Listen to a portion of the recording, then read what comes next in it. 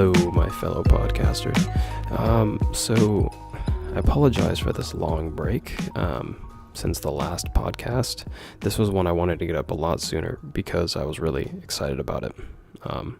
Tim Packer is an extraordinary artist. He's a fine artist, a painter, and I think a lot of you guys will get some good advice, some good insight as well.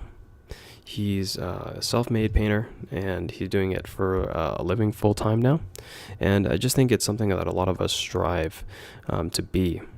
And, you know, for one reason or another, maybe we haven't found the courage to kind of go full on, maybe don't have the patience, whatever it may be. But please enjoy this episode.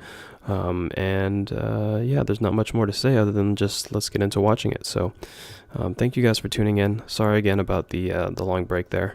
Just getting over this cold. So we should have regularly scheduled episodes again in the near future, hopefully after this week. So we have another one coming up that's really good next week, and I hope you guys enjoy. So thanks for watching.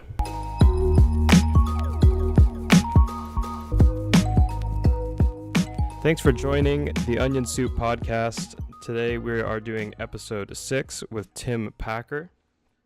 Tim is a fine artist and painter with a really interesting background, and somebody who, from what I discerned from his online videos that I've seen, has a lot of wisdom I think he can impart on a lot of artists in this day and age. So Tim, why don't you just tell us a little bit about yourself, who you are, kind of your history with art, and we can just kind of go from there. Okay. So I knew from the time I was about 10 or 12 years old that I really, really loved art. And I guess around 13, I decided I wanted to be a professional artist.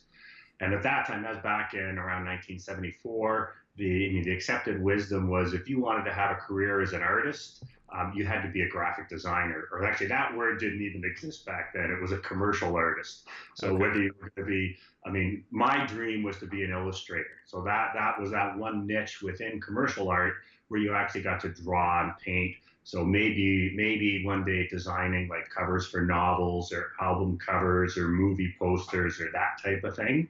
That was kind of my dream when I was a kid. So I was lucky enough that I went to a high school that was like a satellite art school. So they had a really good commercial art program there. So I never actually got into that until grade 11 though, because my natural aptitude was not necessarily art. I got like 90s in my maths and English and histories, and art, I was lucky to scrape by with like mid 70s and high 70s. But I just really decided by the time I was in grade 10, I knew that's what I wanted to pursue. So I got my parents to come into the school, and we had a meeting where they really didn't want to let me switch to the art because I was good for the school's record because I was getting 90s in these other subjects. Right. And it meant basically cutting out half of my other curriculum. So for grade 11 and 12 in high school, half my curriculum was art based. So I had layout and lettering, life drawing, illustration, media and techniques, and then the option art class as well. So I had 2 years of really intensive focus on art. And that was really focused a lot on drawing, painting, being exposed to all different types of media, but with the idea of pursuing a career as a commercial artist. And then I went to college in Toronto, George Brown College. I took graphic design in college, and that was just an extension of that same sort of thing, all with an idea of being a commercial artist. And this was all pre-computers. So everything was done by hand. Right. Lettering, a lot of it was very graphic intensive in terms of lettering and using Electrosets to the transfer lettering stuff, but everything was done with a brush or a pen or a ruling pen. And then I came out of college in 1980, right in the middle of the recession. And over that next 2 years, you'd pound the pavement with your portfolio for 3 months, going to interview after interview after interview, finally get a job, and then you'd be laid off 3 months later. And they just said, we love your work, but you were the last guy in. You got to be the first guy out, because it was about a 2-year recession. It was really bad. Right. And at the end of that 2 years, I just got laid off my third job out of college, and we were at a family party, and my uncle was there. So it's my mom's youngest sister, her husband. So he's only about 7 or 8 years older than me. And he was a police officer in Toronto. And I always looked up to him. He was a cool guy. And he found out that I'd just been laid off. And he said, "Did you ever think about joining the police force?" And I said, "No, never." And I looked what you might think an unemployed artist would look like in 1982. So I had hair down to here, had a big beard. And after he said that, I said, "No, I've never considered it and I'm not really interested." And he said to me, so again, this is back in 1982, he said, "Well, if you get hired, you'll be making $40,000 a year within 3 years." And that got my attention. Right. So I said, "Okay, tell me more about this."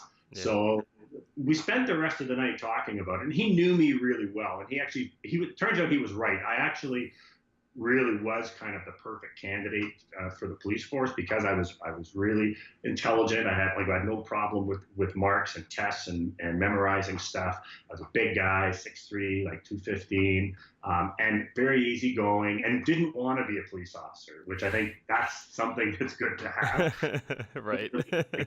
He's dreamt about carrying a gun since he was 6 years old, to be the guy out there carrying the gun. Right. So by the end of that night, he had me convinced that, okay, I was going to go put an application in, and I did that. It was like September of 1982, and I was still looking for work as an artist, but there was nothing going on out here. But out in Calgary, out west in the oil patch, things were just booming.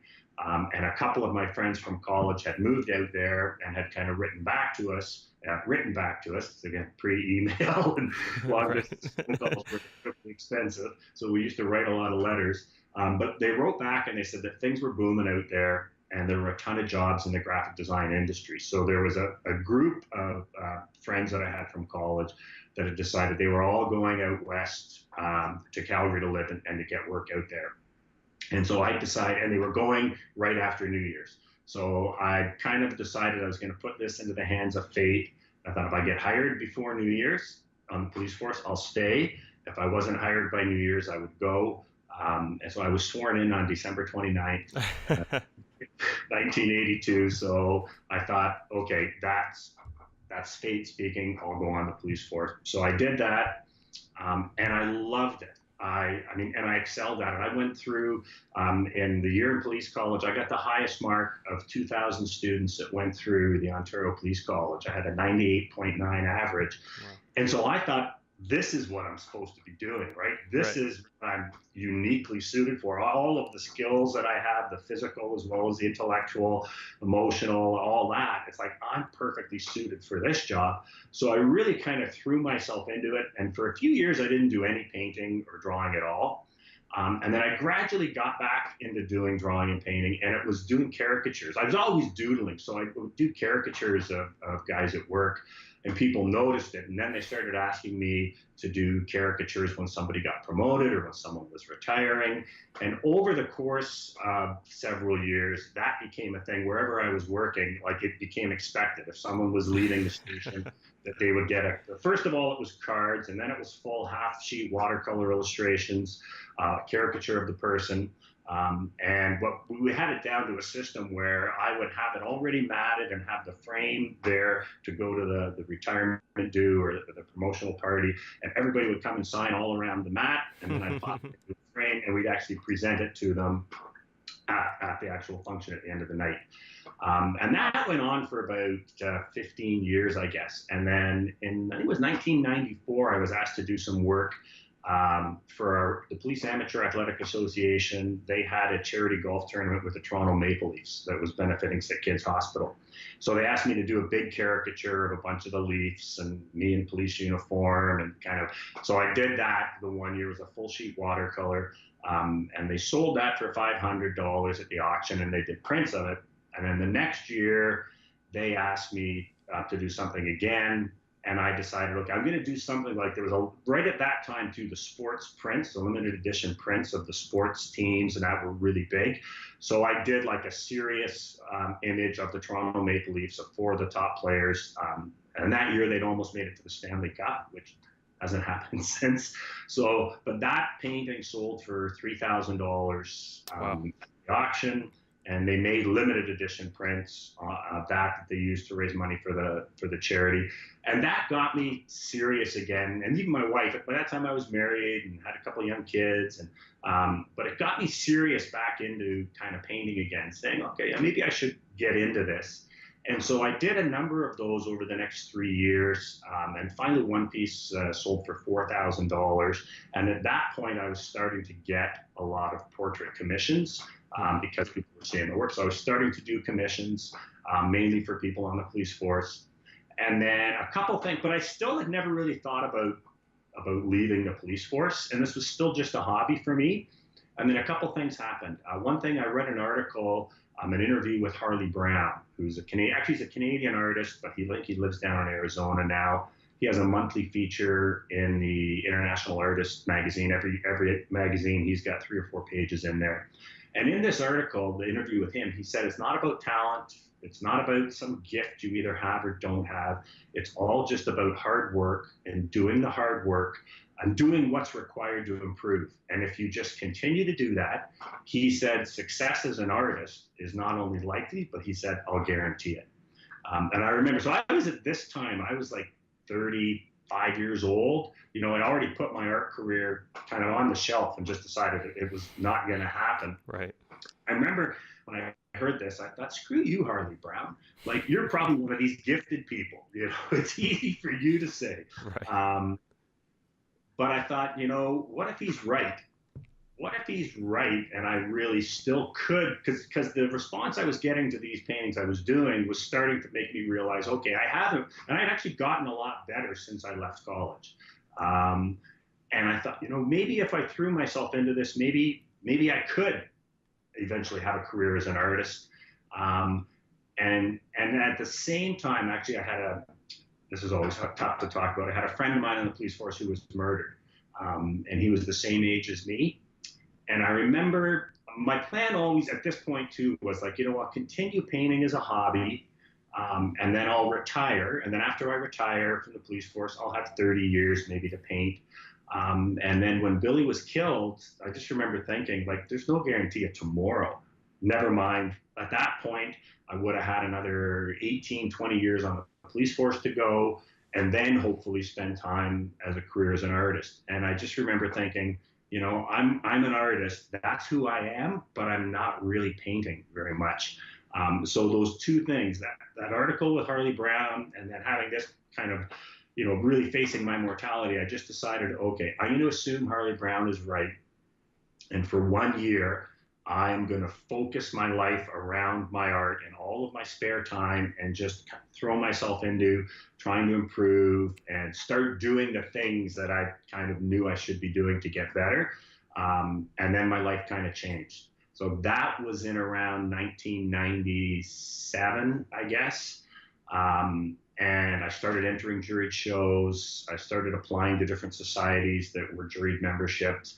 And I was getting into shows. I was winning awards. I decided I was so I'm a big believer too in going for the information, you know. So that book that I read with Harley Brown is a book called Becoming a Successful Artist. And so it's like, okay, that's a book I want. There was another one called Selling Your Art by Carol Katchen. And in that, she said at the very start, you know, when you want to start selling your art, the easiest way to start is just have a studio open house. And just invite, and mainly just friends and family. You put it out there that you're having a show, and you invite all your friends and family, and they come. But the whole idea is to create that necessity that, you know, so what I did is I said to everybody, I'm having a show in a year. And at this point, I had no work. But I said, I'm having a show in a year. It's going to be at my house. Here's the date. And then I spent that whole year kind of telling everyone about it. But that made me knuckle down and do the work. Right. So I had that first show.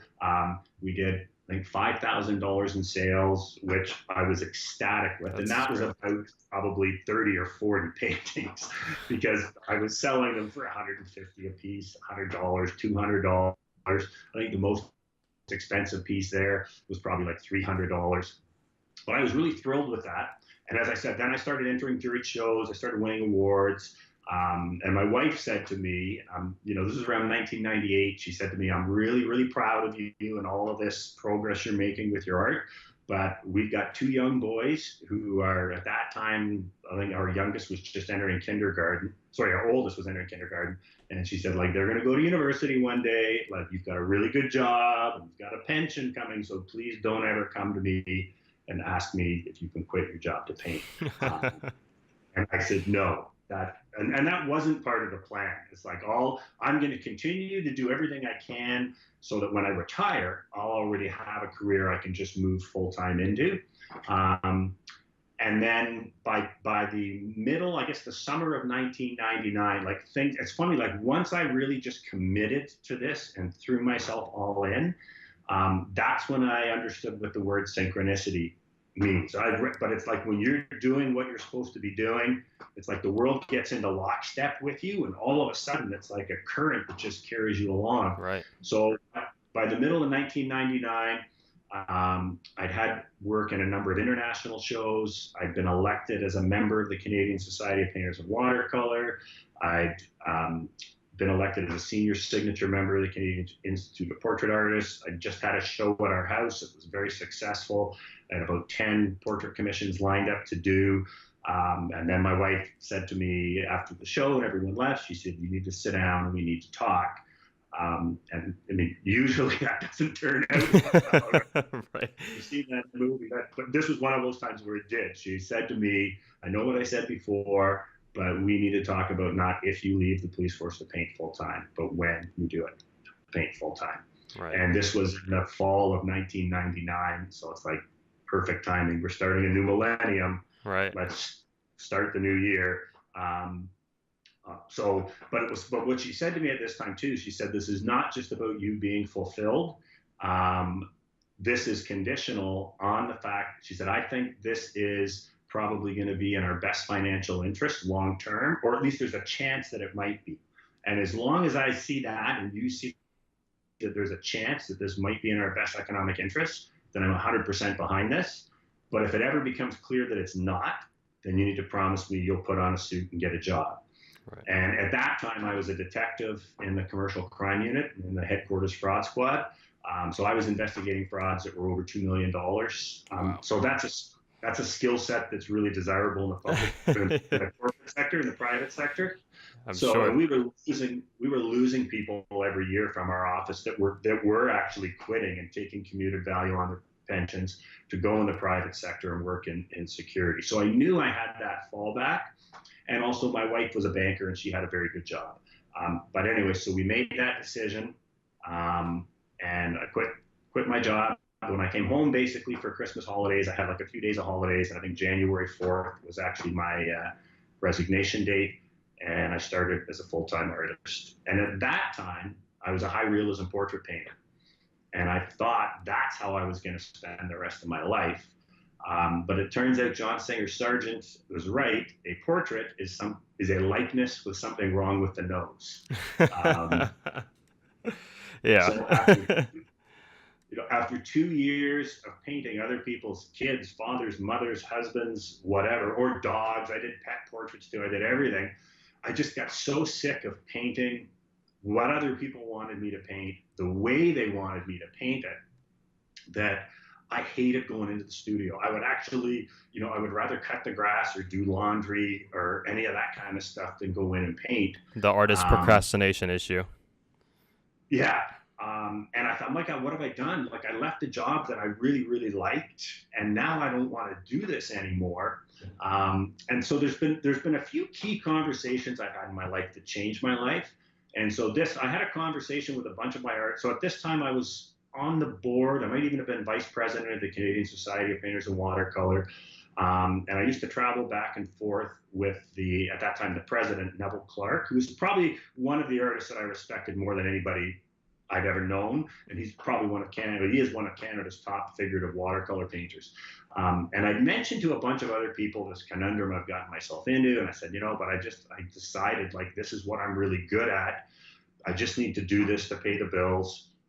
What I really want to do is paint landscape. And I was painting landscapes, but if I had a same size portrait commission, might be $1,000 or $2,000, and same size landscape I'd sell for $300. So I said, I've just resigned myself to the fact that, how I'm going to make my mark and my living is with portraits. And people will buy my landscapes because they go with the couch, but I'm never really going to make my mark as a landscape painter. And I'd said this to about 4 or 5 other artist friends of mine who I respected. And they said, you know what, that kind of makes sense. Like, you've taken a big risk, leaving your job to do this. That's the safe bet. So I had the same conversation with Neville Clark. We were coming home from a board meeting, and I said this to him, and I was driving, and I could feel the temperature drop in the truck. And I looked over, and he's looking at me with this look of utter contempt. And I was like, what? And he said, I'm fucking disgusted with you. And I, what do you mean? He said, I can't believe those words came out of your mouth. He said, I used to have such respect for you as an artist. Now I'm rethinking everything I know about you. He said, if you want to paint landscapes, paint freaking landscapes. But who told you it would be easy? And what made you think you could just kind of, just move over to that and be as good as you are at your portraits? I mean, you've been painting the human figure and people for your whole life. If you want to paint landscapes, then you paint landscapes, but it might take you 3 years, 5 years, 10 years. But you need to sweat blood over your landscapes like you do over your portraits. Mm-hmm. And that is one of the reasons why it is so important to associate with people who are better than you and who are smarter than you. Absolutely. So I got that kick in the butt, and I realized he's right. So I came home and I said to my wife, I'm painting landscapes now. And she said, no, you're not. So we came upon a compromise where for about the next 2 or 3 years, I continued to take on portrait commissions, but I spent about 50% of the time in landscapes, and totally in process mode, where I tried everything. Like, all I knew was that that's what I wanted to do. And I knew I didn't want to paint portraits of the landscape. So I was a really good high realism, super realist type artist. And it was really tough loosening up. Right. But I knew that's what I wanted to do. And basically, over the course of about 3 or 4 years of trying everything in the kitchen sink and every media, like I was into, pastels and into collage and into acrylics, painting in casein, painting in watercolor, painting in oils, just everything, and every stylistic approach. Kind of what I do now started emerging around 2005, I guess. So that was like my 6th year of painting full time. And up until that time too, it was a struggle. I was making, anywhere from $18,000 to $22,000 a year, and I was busting my ass. Not only doing any job anyone would give me, but also spending that time in the studio to try and improve and find my voice. And when this work started emerging in 2004, I started doing art festivals, and I started to get a real sort of response to this type of work. And I was in a couple galleries at the time, but I wasn't selling hardly anything at the galleries. And the one gallery owner had seen the new work, and he said, you've got to get this in front of people. And he said, you need to do the Toronto Art Expo, which is like one of the biggest shows in Toronto for independent artists. But it was like about a $5,000 fee by the time you paid your booth fee, your lighting fee, and all that stuff. And I was like at that time, I was spending $100 to $200 to do the show. Right. And I also knew, we hadn't had the talk yet, my wife and I, but 5 years in, I'm still just barely making over 20 grand a year. Every painting I sold, I knew that pushes the talk a little more. Yeah. I realized like something's got to pick up, or I'm going to be putting a suit on again. So I decided to bite the bullet. I did that Toronto Art Expo, and the show opened Thursday morning at 11 o'clock. By noon, I had my booth fee paid for. I did 5,000 sales in the first hour of the show. By the time my wife came down for the opening that evening, we were at 10,000 in sales. And I think I did like 18,000 in sales that first night. And I just knew that I was never going to look back. And even going home, I still remember this conversation. We were driving home on the Don Valley Parkway, which is like the main kind of highway coming out of Toronto. And I said to my wife, like, remember this moment. This is the day, like, our lives changed. And she's like, you can't know that. I said, no, I know. I said, I've been out here doing this a long time. I've never seen any response like that to my work or anyone else's work.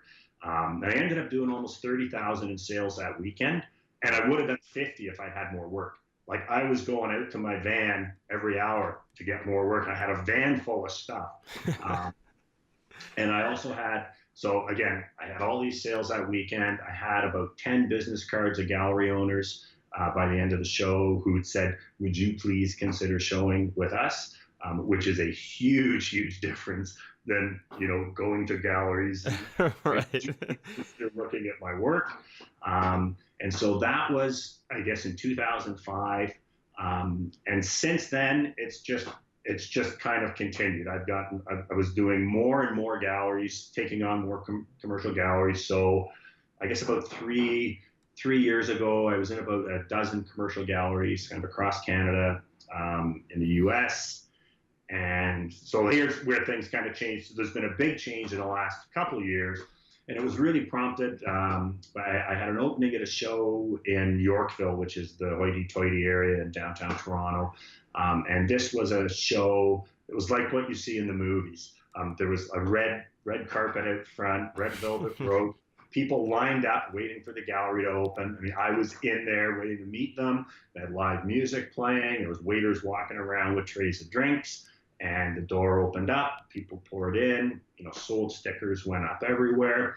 And I realized, so it had already been a really good year, and things had just every year just got better and better. And I realized that year, so this was like in November, I realized that I was going to make over $200,000 that Wow. year, which was so far beyond the dream. I mean, my dream was if I could ever make 50 grand a year, I thought, Right. then that's enough at least that we won't have to have the talk, and that's a pretty good living. It's kind of like an average kind of household earnings. Uh, Absolutely.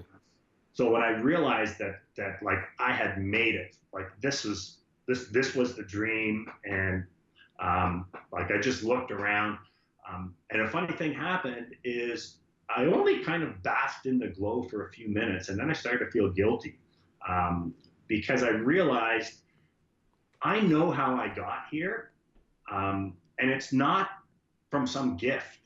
It's not from some talent that I had. It's from all of the things that I did over the previous kind of 16 years to keep gradually improving, improving, improving. Because when I was 21 years old, I thought I wasn't good enough. And I was right, but I wasn't good enough yet. And so I realized at that point that I know I have a lot of information and experience that I could share that could help other people who share that same dream kind of chase their dream and hopefully catch it. So I decided that night that I was going to start a YouTube channel, where I was just going to put out all this content of everything that I've learned to try and help other people who share that same dream. So I went down, I did a lot of investigation, went and plunked about 25 grand down on equipment because if I'm going to do this, I'm going to do this super high end. So we made our first 8 or 10 videos, we put them up on my YouTube channel. And the response I got from people who saw them was overwhelming. But 3 months, 6 months in, they had 30 views. If you build it, they will come. But it's like, no, there's like so much noise out there. Yeah. And so it's like, well, how do you get through? And people were even saying, people would comment, I can't believe you only have 40 followers or 50 followers. Like, this stuff is great. And I'm like, yeah, I know. And then I discovered Gary Vaynerchuk. And Yes. and that changed my life. That started me learning about social media, Right. and that's when I realized, okay, if I want people to be aware of my YouTube channel, and if I want to have the impact that I do, then I have to really start aggressively getting into social media. So that was about 2 years ago, I guess, and just started doing all of the stuff that Gary talks about. I mean, I've watched probably 70 hours of his videos. I actually went to see him. I actually got to meet him in person last year. He actually featured me in one of his newsletters, the Hustler's Digest, about a year and a half ago about a post I had that went viral. But all of that stuff that I was doing that all to gain awareness for me so that I could promote the YouTube channel. But what ended up happening was that led to a lot of people contacting me directly to buy work off me. So up until that time, most of my sales were through my galleries. And what I was doing for about a year is I was just referring everybody to the gallery. So people would contact me and say, "Oh, Tim, that piece that you did here in this post, like I'd like to buy it." It's like, "Oh yeah, that's at this gallery, or that's at that gallery." And I realized this is not a really smart business plan. I'm doing all of the promotion. I have a bigger audience than any of my galleries, and I'm sending people there, and the galleries are taking their 50% or 40% cut and saying, "Thank you very much." So I made the decision that I was going to start cutting back on galleries and start really focusing on direct to client sales. And so that started about 2 years ago. And so I guess like 2 years ago, I was in about 13 galleries. Now I've cut down to just 3 galleries. So Wow. just the three galleries that were really instrumental to in my career, like early on, and that really helped me a lot. So I'm a firm believer that, you dance with the one that brought you. Those galleries, they had an important part of my career. The other ones, it's like once you start being successful, people just want a piece of you. And Right. that's how I would kind of classify most of the other galleries. They did great work and they sold a lot of work, but it's like, okay, if I'm doing all the promotional work, then I want to reap the rewards. So now we've really focused on that. And last year, I got into doing pop-up galleries for the first time. So renting a retail pop-up space, coming in so we did one for about 10 days, one for a week, and one for a month in Toronto. And that worked out really well. So we did of the three pop-up galleries we did 75,000 sales between the three of them.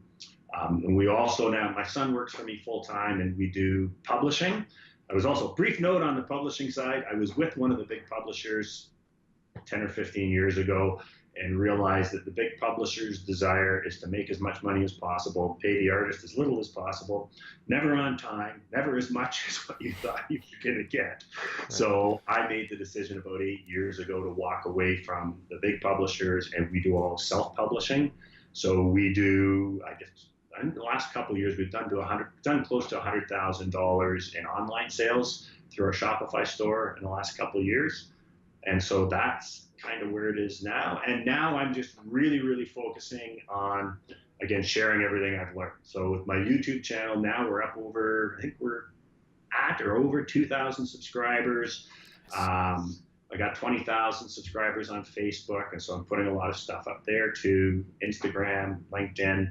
And just really now I'm still growing my career in the business.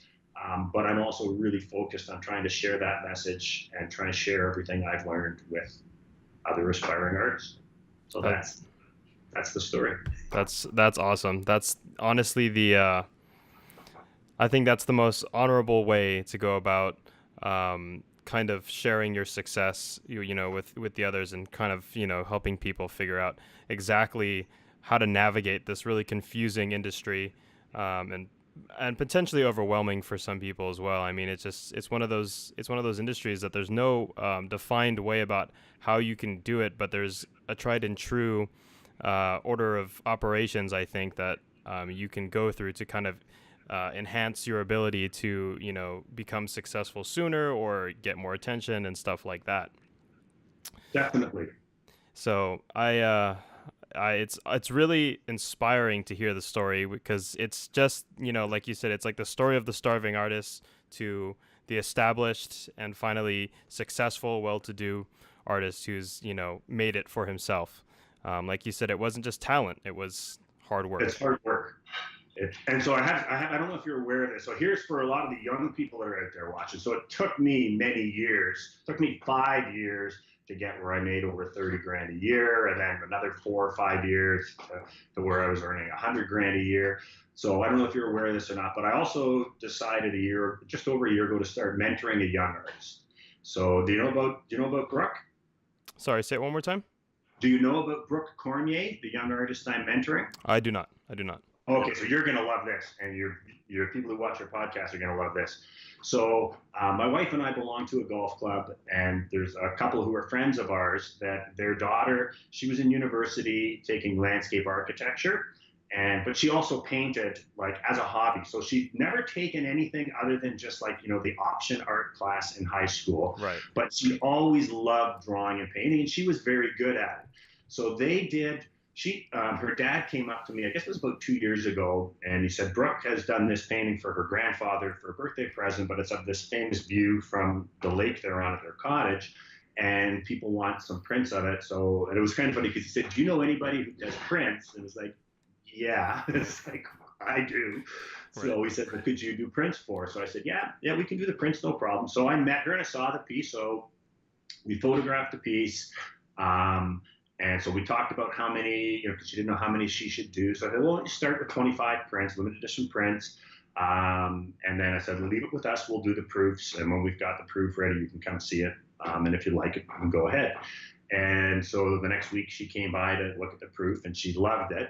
And she said, so when can I get the 25 prints? And I said, well, you don't have to order them all at once. Like, we can print on demand for you. So as you sell a print, then we'll do another one. And she said, no, I've already sold all 25. Oh, wow. And I went, oh, I love this. She obviously had a lot of ability that she'd achieved a high level, high skill level, but she had a really good head on her shoulders for business too. And then over the course of that so she had one more year at university. Over the course of that university, we did a couple more prints for her for different clients. And then I was out golfing with her dad. So she was just about to graduate, and her dad looks at me and he said, Brooke talked to us last night. I could tell he wasn't happy. And I'm like, yeah, and he said, she doesn't want to be a landscape architect. She wants to pursue an art career. So they just put her through 4 years of university. Right. And she just graduated. And he said to me, like, what do you think? And I said, for most people and most artists at that age, I would say pursue your career as an architect, do this on the side. But she had really impressed me, both with her work ethic, where she was already with her skills, and more importantly, her business sense. So I said to him, I think she should do it. Like, she's young, it doesn't work out, she can always go back to that. And I said, I will, but I said, I'll also mentor her, but I'll only do it on the condition that we film all of our sessions and we put those up on my YouTube channel. So we started doing that just about a year and 3 months ago. So we just did, at the end of the year, we did the recap for Brooke's first full year. In Canada, you have to pay HST, which is like the harmonized sales tax, if you do over 30,000 in sales. She's went above 30,000 in sales her very first year. Wow. And so and she's not in any galleries. She's only done a few shows, but I gave her the kind of the Gary Vaynerchuk thing on social media, and the student has become the teacher. She's got now 70,000 followers on Instagram. She's gone through the friggin' roof. She's got 20,000 followers on Facebook. She's selling work across Canada, down in the US. She's like, everything that took me 5 years to do, she's done in a year. And she's gonna hit, like, she was at 50,000 followers back at the start of December. Now she's at 70. She's gonna be over 100. She's gonna hit 1 million. And it's like, for someone who's young, so it's like, my story is kind of like the elongated story of using old traditional media and the gallery system, but with the power of the internet now to reach an audience. Like, she is just killing it. And I'm just so proud of her. And she's just like selling as fast as she produces work. And I don't know whether she will ever need or want to be in a gallery. So she's already got galleries clamoring after her, wanting them to carry her work. She's had publishers already after her. And I said to her, like, you don't need them for now. You may not ever. Because the only thing that I don't know is, I mean, there is a certain cachet when you get to a certain price point with work. If you're charging $5, $10, $15, $20,000 for a painting, that, like, up until now, it's the galleries have had access to those clients. And Brooke's work right now is selling I think she had a couple paintings go for $4,000 or $5,000 last year. But a lot of them initially they're selling in the $200, $300, $500, $800, $1,000 range. And in that range, very, very sustainable through the internet and social media. I don't know. I suspect that she probably will never need to go into a gallery, because I mean, the one thing that is the biggest cachet is fame, right? Right. And you look at what's happening with the Kardashians and Kylie Jenner. Like, just the fact of her fame makes her anything she does be so valuable Hmm. that that's a whole different paradigm that kind of never existed before. It's crazy. Um, and so yeah, like I'll say that Gary Vaynerchuk changed my life. I mean, he's changed Brooke's life. Her dad used to, every time we met at the golf course, he'd give me that stare and say, "Are you sure? Are you sure?" Um, and it was kind of like, for the first 6 months, she was still just struggling along, and she was making a little bit of money, but she had a couple posts that kind of went viral. She was on the front page of Reddit Wow. with posts, and that started it. But the thing that's really important to note too for social media is, I'm sure you know this because you're a Gary Vaynerchuk fan, is the authenticity. Yep. So her story is a very different story than mine. Like, my story is, I am a successful artist. I've been there, done that, and I'm trying to share my knowledge with people who are looking to learn, and I'm also trying to sell paintings to high-end collectors. Whereas her story, right from the very beginning, was, okay, I've gone 4 years to university. I'm trashing that. I'm gonna pursue my dream and hope for the best. Um, and people have just got on board with that and followed her along. And now they're celebrating her successes with her. It's almost a more compelling story than mine. I think that's why. I mean, I'm going to hit 6,000 Instagram followers probably this weekend, and she's over 70. Um, but I for should be talking to her. Oh, definitely. But and so her name is Brooke Cormier. Her Instagram is B Cormier, Cormier underscore art. Um, Founder. but yeah, and I'm learning from her, because I up until now have just been, it's like, the fallback any day for social media for an artist is you just document what you've done that day, right? Right. So for us, it's kind of like my son or my wife will come in and it's like, take a picture of me by this painting, but very just click, get good lighting and all that, Right. and go. But she is so creative with her photography that, like, blows me away. She could be a product photographer too. So I'm actually taking a note from her and putting a little more time into how I compose the paintings and making it a little more kind of eye-catching than just a painting, just a picture of me with the painting. But I mean, Right. so for me, there's that proof of concept that I have, is that it's all about the work, and just doing the work. And she's worked her butt off this last year. Every single time I've given her a project or something to do, she's done it. But yeah, like, she's experiencing success that's so far beyond what she was going for. And her dad doesn't ask me if I'm sure anymore. Uh, I'm sure he doesn't. Oh man, that's fantastic. Yeah, I just took a little peek at some of her work here, and it's fantastic stuff. And like you said, the quality of the post as well is just amazing. And it just shows you that having not just one talent when being an artist, but having a multitude of talents. I like to say jack of all trades, master of some, because yeah, it's like you can do just one thing, but you'll benefit so much more if you have more than just that one skill. And it's something I've struggled with personally in my kind of artistic identity, is that I'm always doing so many things. There's always another thing I knew that I want to try, and I feel like I'm not committed enough to one thing, and I feel like it's a problem that's a select few of us have, where we just can't decide or have too many passions. but that's not a bad thing, because it's like, like, I never kind of stumbled upon, and the whole idea, I think, if you want to be a successful artist, is you have to create great work with a unique voice. Where if someone, so first of all, where you love the process, you love the work, and there's a significant number of the public that loves the work enough to sustain a living. If you can create great work, but it's just like with music, but with a unique voice, where as soon as someone sees your work, if they've seen your work before, they know, oh, that's who did that. Right. And that doesn't happen overnight. And the way that you find that is by doing exactly what you've been doing. Is you have to try all of these things. Hmm. Frank Webb, famous watercolor painter from the 20th century, he said, as artists, sometimes we have to spend time digging little holes all over the backyard.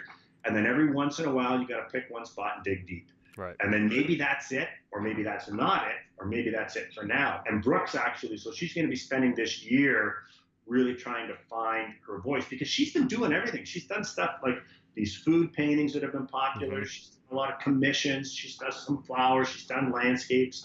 And she just got so busy because people were just commissioning her to do stuff through Instagram that she was, again, becoming like a hired gun. Right. So she's decided, okay, I need to back off and just focus on what I want to do and try and find her voice. But that, doing exactly what you just talked about, is what you have to do. Is you've got to try all these other things. You want to. Do you know Tom Bilyeu, Impact Theory? Mm-hmm. Yeah. So he says that's our purpose in life, right? To keep acquiring new skills with utility and put them to work. And it's the same as an artist. All of those skills, whether it be doing a gradated wash or understanding atmospheric perspective or just regular perspective or any of those things, all of those skills that you want to acquire them just because you don't know if you're going to need them or not when it comes to your final voice. But the more skills you have to bring to the table, the more opportunity you have to create something that's really, really great. So yeah, there's nothing wrong with spending that time trying all these other things. And I love Gary Vaynerchuk, but I have to disagree with him on one thing. He says, you go all in on your strengths and you punt everything else. I don't believe so. I'm not good at digital stuff.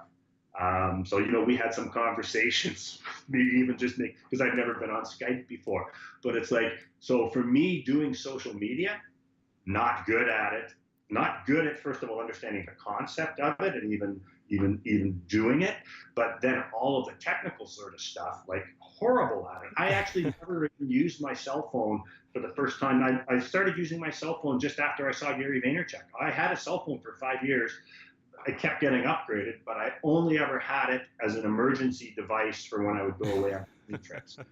And now I do everything through my cell phone, right? But I wasn't good at it, right? I had to learn that. I had to learn video editing. I had to learn sound editing. I had to learn publishing. So we do all our own digital publishing, photographing the artwork, doing all the digital imaging, doing the printing, like none of that stuff. I was not a techie guy. But it's like I knew it was important for me if I wanted to achieve my dreams. So learn it. And so I'm a big believer in that. It's like, and that's the problem I think with a lot of artists is they only want to do the thing that they're best at, and they avoid taking on tasks. So if they're bad at drawing, they just choose subject matter where drawing's not important, or they do abstracts. Right. That's like kind of saying I want to be a professional hockey player, but I'm in horrible shape and I can't skate, so I'll be a goalie. Right. Yeah. That works for house league, but you're not going to get to the NHL. It's No. like, so, even if you want to be an abstract painter, I got a name for you to look up, Brian Rutenberg, Rutenberg. He's actually my favorite painter in the world right now. He's an abstract painter. His abstracts are based on landscapes, but he has skills coming out the wazoo. His ability to draw and paint representationally is amazing. Yeah, and he takes all of that skill and puts it into his abstracts. Very rarely do I ever see someone's work that blows me away. And I remember the first time I saw his work, I was thumbing through the American Art Collector magazine, and I saw his work, and I immediately had to go to the internet and search this guy out. And then I thought, I've got to look at his background, because please tell me he's not someone who just picked up a brush and started randomly pushing paint around, right. Because that destroys everything I believe about what it takes to create great art. And I went, and sure enough, he has like an amazing classical art education. He has a skill set that's beyond belief, his theoretical knowledge, and he takes all of that and puts it into his work. And then I thought, please let the world appreciate what he does. And his work sells for $20,000 to $150,000 a pop. Wow, that's incredible. But that's an example of taking all the skills and putting them into abstract, as opposed to just pushing paint around because you don't want to spend the time to learn to draw, to learn color, learn composition, all that kind of stuff. Yeah, I just looked at his. I actually probably should have pulled up his website instead, but I actually pulled up his Instagram, and he has examples of that. His actual illustration and drawing skills are phenomenal. They're just Yeah. incredible. And then, and like you said, in his abstract work, you can actually, some, as many people argue, some abstract you can't see anything, or it's just it's in the eyes of the beholder. But in his case, you can definitely see where all his actual art skills leading up to his up to his abstract art, it really shines through a lot, which is His really use of cool. color. I mean, I get complimented a lot on my use of color, and I'm really, really good at color. Very few other artists make me drool with their use of color. Right. His color is just yeah, It's so amazing. good. Yeah, that is amazing. Um, yeah, that's that's a great point you put out there, that you don't disagree, or you don't agree entirely with Gary's stance on that, double down on your strengths or triple down on your strengths. But I um, believe that, but I also believe you do have to do some stuff you're not good at, right. unless you're independently wealthy and can hire someone. And that's the thing too. It's you have to, if you want to grow yourself as an artist, in a wholesome manner, you really do have to try out other things and learn Yeah, things that benefit you, in the long run, even if it's something that you either don't like or you feel like has no reason to be learned. exactly. It's doing the practice, right? I mean, Tim Ferriss talks about stuff that, so for people they're saying, well, what should I focus on? You want to look for what Tim Ferriss calls lead dominoes. So if you think about knocking, whereas if you knock one domino over, it's going to have an effect across a wide platform. And that's basically like the basic skills, right? Like if Right. you can improve your drawing skill dramatically, that's going to have an impact across the board. If you can master the theory of composition and the way in which the eye responds to marks put on a canvas or piece of paper, and make that so that you're actually painting with a composing mind as you're doing it, that will have a positive impact in everything you do. So at the start, it's you look at those, what are those big things that are lead dominoes, and then you start looking, and initially they should almost all be about improving your art. And then once your art gets to a point where you're thinking, okay, now I'm going to start, where your work is sellable, then those business things start coming in too. That it's not just because if you're an artist, you're an entrepreneur.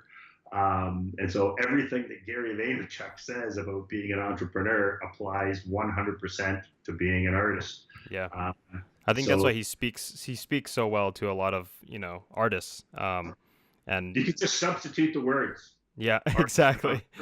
Right. Yeah. You take the wisdom, and it applies across the board. It's just like you said, you just tweak it a little bit, and that same wisdom that speaks to more business related strategy, really just speaks to a lot of artists. And that's why I always push people to try and listen to him, because even people who aren't artists as well, obviously he just has some great advice for everyone.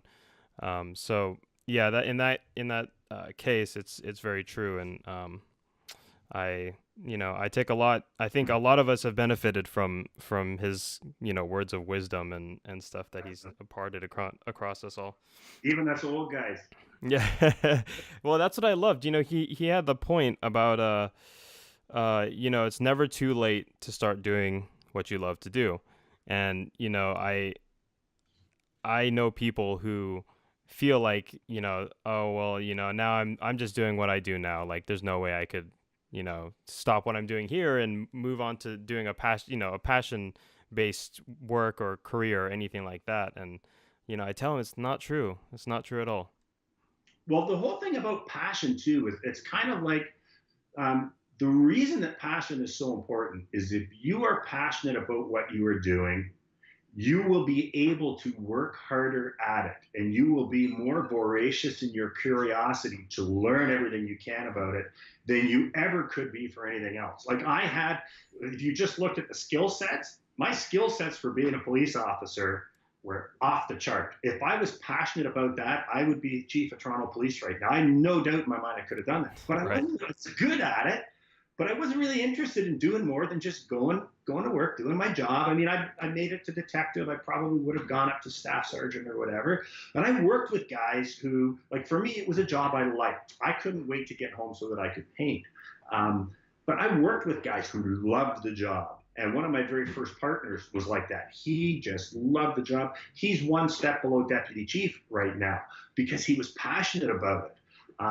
But I also think, too, a lot of artists think that, there's some platitudes we hear that I think could be really destructive. One of them is if you do what you love, you'll never have to work a day in your life. Yeah, Right? Yeah. So I think a lot of people take that to mean, well, if it feels like work, I shouldn't have to do it because I'm an artist or I'm pursuing what I love. I only get to spend about 50% of my work time doing what I love, which is painting. The other 50% is doing the work that I need to do to sustain the career or that I needed to do to continually improve. I like Gary's analogy better, which is like if you have the audacity to want to spend your life doing what you love and you want the world to pay you for it, then you better be willing to work harder at that than you've ever worked at anything before in your life. Right. And that mindset, I think, will take you to wherever you want to go. Absolutely. That's a good point too, because a lot of working artists, in my background, I've said this several times on the podcast already, so I apologize for everyone who has to hear me say it over and over. But I went into school for digital computer graphics, digital effects, animation, stuff like that. And I got reeled in by one of these schools that they promise you the world basically when you get, oh, there's so many jobs and this and that, and then you get out and you're like, holy shit, like I really should have tried harder, and really should have, I think, practiced better because the market is a lot more competitive than they made it out to be. And I think it became pretty apparent within the first year. It was about a 2.5 year program, so I was out pretty quick, and I was just kind of like shot out there, and I was like, okay, what's next, and it's just not as easy to find work. Even the best of the best at the school were struggling. Yeah.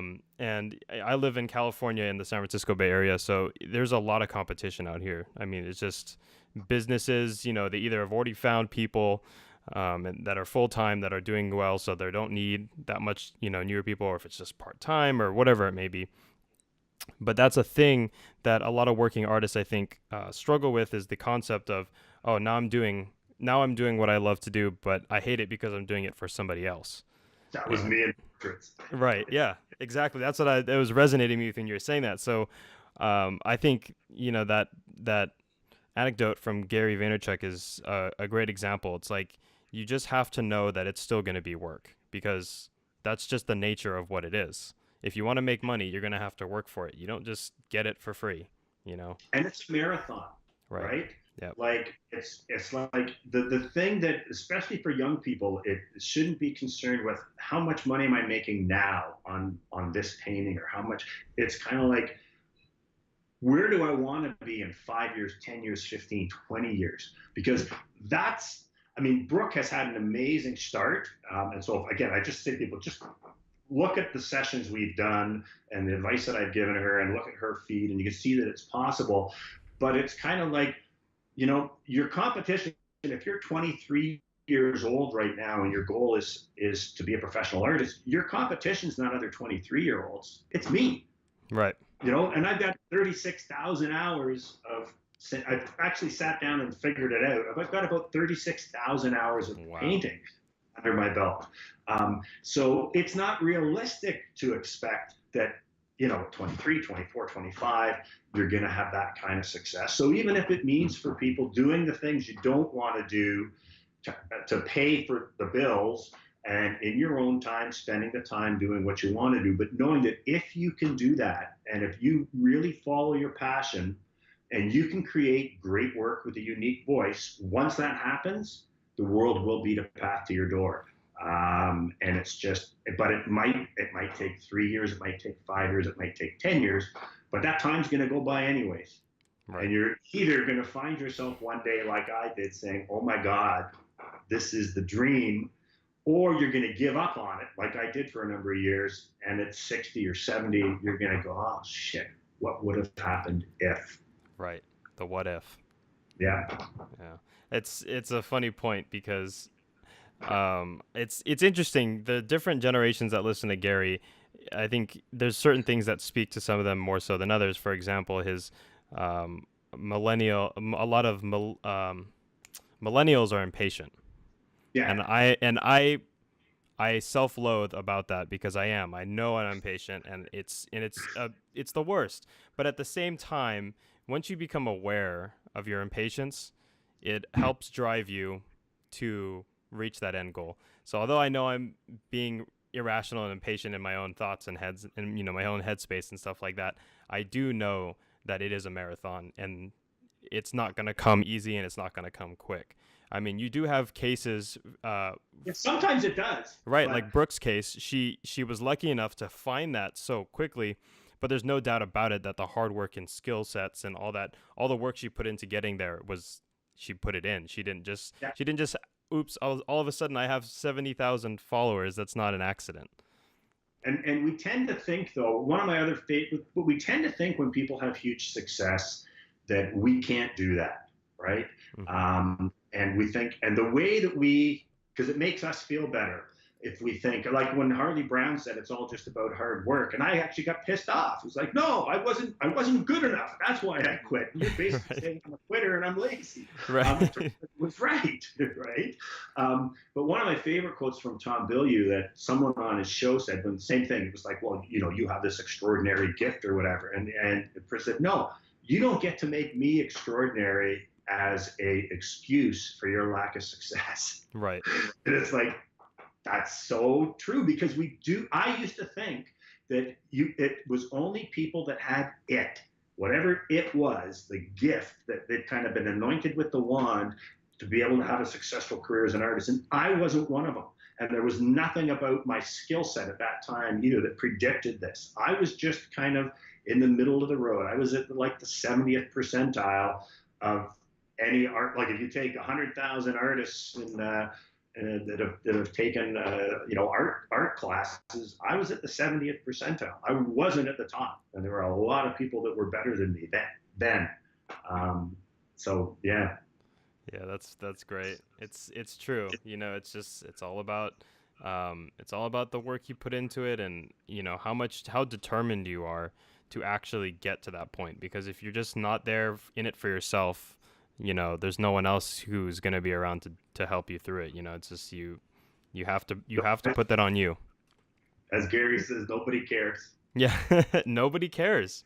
Nobody cares. It's so true. Nobody cares that this is your dream and that you're in flow and you just love this. They care about, do you create a product?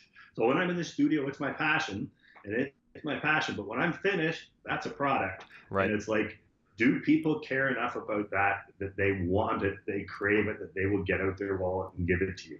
Right. That's it. They don't care about how much you enjoy painting it and how much that is your life. They care about what that work does to them and how much they're willing to pay to take that home with them.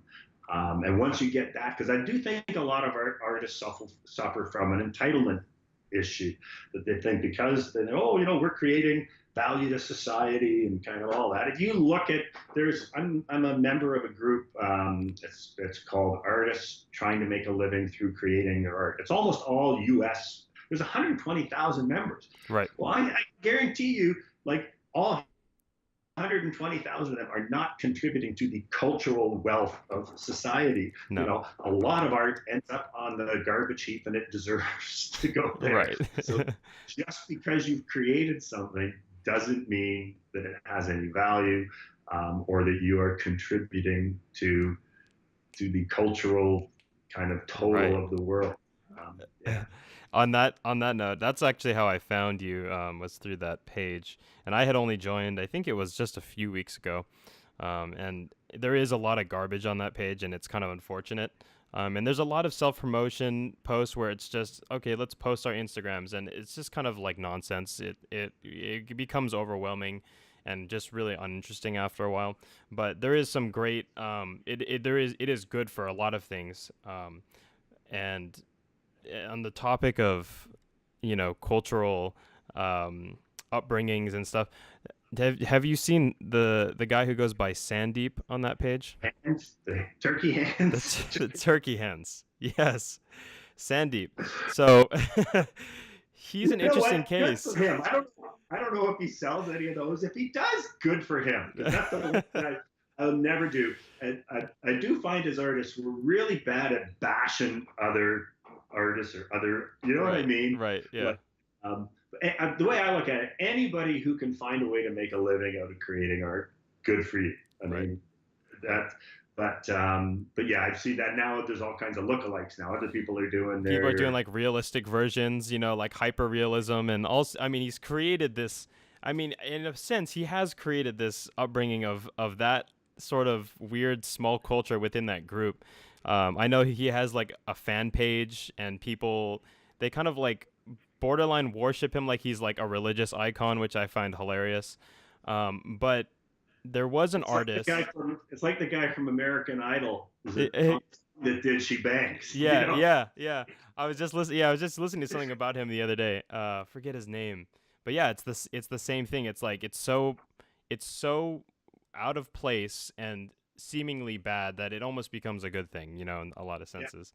And I remember I was looking him up online or somewhere, and I found an artist who made a blog post about somebody who actually traded him a picture of one of his turkey hands for a realism portrait of Sandeep, and the guy who did the realism portrait was pretty good, and it did kind of spark that conversation of what is the value of art? Is it just the value in the eye of the beholder? Is it the value in the eye of the artist? Like who's who? How does art get its value? Because like you said, you can argue that just pushing paint around on a blank canvas, can cost you millions of dollars.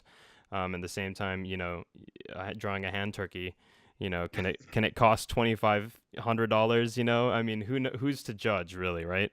Well, the public Right. ultimately, just like Gary talks about content, like you can put the content out there. You don't get to decide what goes viral, what gets popular, and it's the same with your work. Like there's two things with we'll talk a little bit of, I guess, about pricing work. Like there's two components that a piece of art has. You only get to set one of them. You get to set the price, but the public gets to determine the value. It's like what are they willing to pay for your work, and over time. So again, if you're working every day, you're putting your work out there consistently. Like and I advise most artists kind of underprice your work to start, because if the public values your work here and you've priced it here, underneath that you will sell a lot. If you have priced it just over, you could potentially sell nothing. Right. And when you sell a lot, you learn. It's like, okay, well, I know it's at least worth this much. Mm-hmm. And then you just gradually keep increasing. One of my favorite quotes was, start low, but increase often and increase in small amounts. And that's what I've done over the course of the last few years to, where a piece that used to cost $400, say 10 years ago, costs $2,500 now. But that's all been done in 5%, 8% increments, and sometimes even in the middle of a show. It's like if they're selling out, the price goes up, and it's at least worth that. And over time, again, the public speaks. And I think now if you look around, especially, I just want to talk a bit too about, when we talk about the art world, there's different villages within the art world. And I think that's what makes it so confusing. So if you look at the public gallery and the public museums, that's a whole other kettle of fish, Yep. right? Where even talking about money and talking about commerce, this commercial is seen as a bad word, and skills. I saw there's a video on YouTube about, does it take great skill to create great art? And all these experts get up there and say no, because they're in that public world where it's all about what was the artist thinking, and that's what they're all into. That doesn't really interest me. My only thing that concerns me when I see a piece of work was, how does it make me feel? How does it impact the viewer? And when you get into the village where you're making a living as a working artist by creating works you're passionate about, that you're selling to people, and you're not selling them to the government, and you're not getting government grants, you're not writing a whole big, it's the work, it's a visual medium, it speaks for itself. People want it or they don't. In that village, all of this stuff I'm talking about applies. But if you try taking some of the things that you'll see about people that are talking where they're a curator of a museum or whatever like that, like then totally different world, and they don't even really cross. It's like this, everything I'm talking about is specific to, again, to being an artist who makes his living by selling his work, either through commercial galleries or more and more now direct to the public, whether it's through festivals, whether it's through your doing pop-up shows, whether it's through the internet. But it's that. So then the public gets to decide what it's worth, not some museum curator, not some art critic in the New York Times, but the public. Right. Yeah, that's true. That's very true. It's and I think that's something that like what you were saying on the whole village thing, it's like there is this kind of subcultures in each kind of area and style of art. You know, sculptures and paintings, the following is going to vary so much greatly in the pricing and just the whole everything about it. So yeah, that's a great point. That's a really great point. So let's see where we're at right now. Okay, good. Yeah, so we're perfect. We're a little over 1 hour and 10 minutes. So just before we kind of wrap it up, let's just talk about you for a minute. So you do publishing right now. Yeah. And that's just like books with your art in it, or what are you publishing? No, so we're publishing reproductions. Oh, so you're doing reprints and So the print. So we do. So this is an original behind me here that I just finished. But like we do reproductions right up to 4 foot by 6 foot diptychs on canvas, and starting as small framed 8-inch prints, and kind of everything in between. So we have an online store where we're selling reproductions, kind of mainly to U.S. and Canada, but really around the world. So yeah, so all of my publishing is just reproductions, and it's all Giclée reproductions of the work. I'm not actually monetizing at all any of my content right now. I mean, at some point, I think I'm actually. So for me, it's all about legacy, not currency, right? right, yeah. Trying to, and just an investment in karma too. I know that doing the right thing is always a right thing, right? Mm-hmm. So by sharing everything that I've learned and helping other people, that I think is just going to help me in the long run grow my business in terms of sales of my artwork, sales of the reproductions. I am thinking this year probably I am going to write a book. I have probably several books planned, and at some point down the road, I know there's only so much time that I can put into the teaching part of it when it's not earning any money. Right. And so that gives me a limited amount of impact that I can create. I know if I want to have more impact, then it has to at some point start monetizing. But that's something I'm quite happy right now with, just giving away for free everything that I've learned, and developing that credibility, developing that leverage, so that, you know, for example, if in a year I come out with my first book, there's a lot of people who have received a lot of value, and who already kind of think that what I have to say is maybe worth listening to, that maybe go buy the book. But yeah, right now my business is strictly based on the sale of my art and the sale of the reproductions. That's great. And I think you're on the right track there with, the bringing value to others. Because in the end, like you said, the karma and, all of it, it will just work in your favor in the end. Yeah. Well, that's fantastic. And I just wanted to talk about a little bit about mediums, materials, stuff like that. I like to, just for all the nerds and geeks of who love art supplies. What is your main medium you working in? So I work in water soluble oils. So those have been around actually about 20 years, but they're still not widely known or used. And the main idea with these is, so they're water soluble in the sense you can clean your brushes with soap and water, but they're not water soluble like acrylic or watercolor where you dilute them with water to paint with them. So I use these, and what I do, when a lot of people don't like them because you don't use, with traditional oils, you've got turpentine to kind of thin the paint down into your loose washes. Well, here, you can't dilute it with water. You can use turpentine, but that kind of defeats the whole purpose of not having the paint thinner in here. What I stumbled upon a number of years ago that works really well is they also, actually I've got one right here. So this is the Holbein. Can you see that okay? Mm-hmm. So that's the Holbein. That's a water-soluble oil painting medium. And that's the oil painting medium. They also do a water-soluble linseed oil. And you can see it's really thin, kind of like a baby oil. Uh-huh. What I do before I start painting is I tone my canvas red with fluid acrylic. And then using black fluid acrylic, I just kind of block in the composition. And then once that's dry, I put a thin coating of that oil medium on the painting.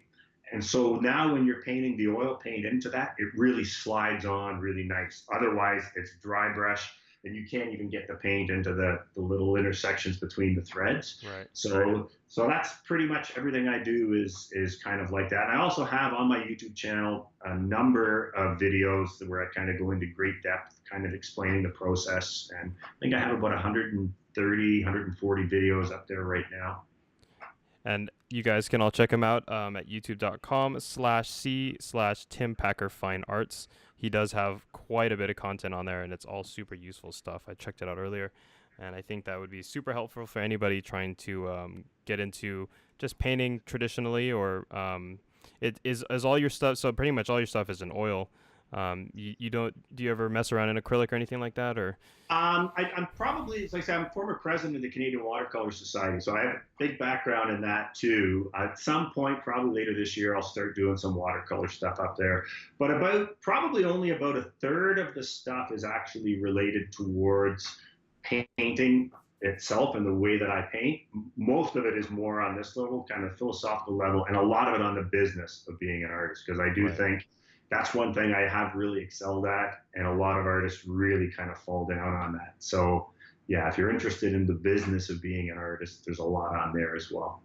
And I think that's a great, that's one of the biggest things. There's tons of content about techniques and materials and stuff like that, but the actual business side and philosophical side of being an artist and living as an artist is one of those things that you can't find that kind of stuff every day.